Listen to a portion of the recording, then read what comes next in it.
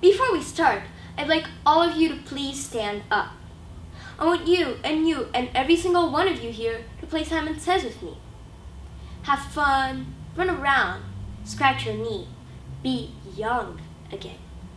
But before that, I want you to think and please answer honestly. What would your parents answer if you asked them the same question? I don't care if you're older than 20 or not. Well, the answer would probably be something like, I'm not that young anymore, or I'm too old for that. Simon Says sit down.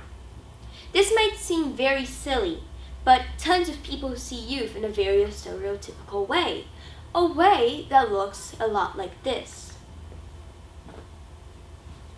A way in which says that youth is a time in life when it just feels like paradise. You don't think much, you don't worry much, and you can achieve many great things. And it's also so great. Well, it's also wrong to an unbelievable level of wrong. Youth is not paradise. Life is not paradise. In 2017, I had my first ballet presentation. And I was really surprised at how we kids were treated before going up on stage. All the classes there were somewhere between 3 and 12 years old. And we were all pretty much stuck in the orchestra room where we had to sit down until we could go up on stage, and we couldn't say a word. And it really felt just so weird because I was used to having this responsibility on my parents trusting me to do my homework, on my teachers knowing I would get the due date right. I think we need to change this idea because it's just not correct. Age is not a limitation. It actually helps you in many ways. Now, don't get me wrong. I'm not saying you should just let your 3-year-old run around as much as he or she wants to play on a stage. I'm just saying you can't dissimulate dreams. It is not a nice feeling to see that someone doesn't trust you. It is not a nice feeling to be there waiting for your moment to shine and see that someone older than you is limiting you, is stopping you from achieving that because you're young. We need to make sure that we are not dissimulated. We need to make sure that kids are not totally dependent on adults and that we can achieve our dreams. We need to make sure that when we ask questions, we don't get answers like, oh, you're too young to know that, or sorry, I can't tell you. We need to make sure we get answers like my parents answer me. Answers that say, this is a complex topic. You'll probably not understand it all. However, I'll do my best to explain it to you in a way you can understand. When I interviewed my school's principal, Mr. Phillips, I asked him about how schools gave kids certain responsibilities. He told me that they were gradually given. He also happened to tell me that 6th grade was leading the entire middle school. Now, I know 6th grade is totally awesome, but isn't this slightly backwards? If 7th and 8th graders are supposedly more responsible, then why are the 6th graders leading rather than following? I also asked Mr. Phillips, why did we enter middle school in 6th grade? He told me it was tradition, and he wasn't sure where it started. Now keep this thought in the back of your head, because I'm referring back to it later.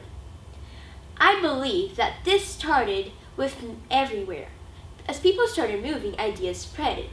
And since mostly everyone thinks that you're older in age when you're 18 or something like that, then when people got a bit of this, a bit of that, they made it their own with some similarities, causing we all to have a similar idea of what was happening.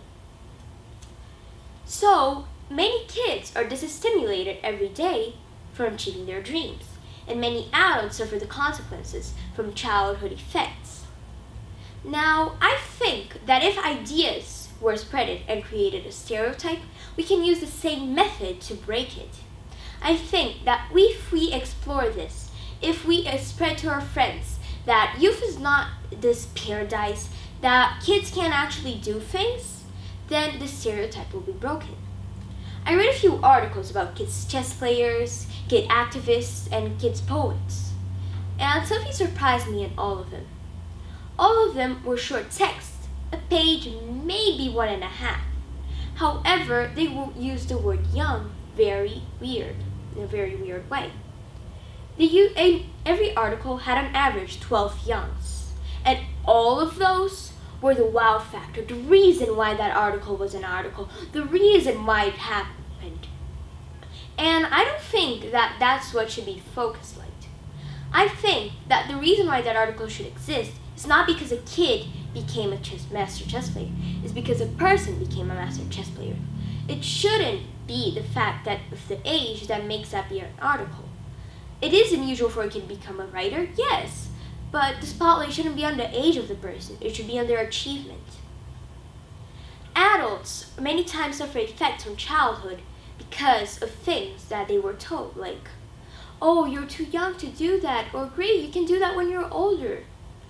And I think that we adults can regain those dreams they had in the past to achieve their dreams. I think that if we could mix this idea of being hopeful, of thinking on the why, and thinking on the positive, on why you can achieve that dream, that is usually seen as a young person, and mix it with the idea of being responsible, of knowing how to keep track of your dates, on knowing how to know stuff, then we can create a mindset in which we all be happier and achieve our dreams. Now I've told you my opinion, I told you my beliefs, I've told you how I think the world can become a better place, but it's absolutely useless if you forget it. I want you all to see this. Youth does not equal Hakuna Matata. It is not a stage in life, it's not something you can just grow out of. You can choose if you're going to stay in the negative side, if you're going to treat kids like if they couldn't do anything, or if you're going to decide to respect kids, help them learn, and also keep those traits usually seen as youth in your head. You can choose if you're going to try to achieve your dreams or not. I've decided this, and I want you all to see it also.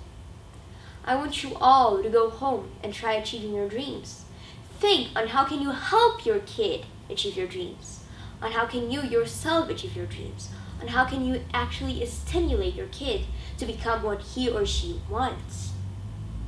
I want you all to start using the traits you might have left behind or still have deep inside your memories to be a better person, to make a better world. Simon says thank you.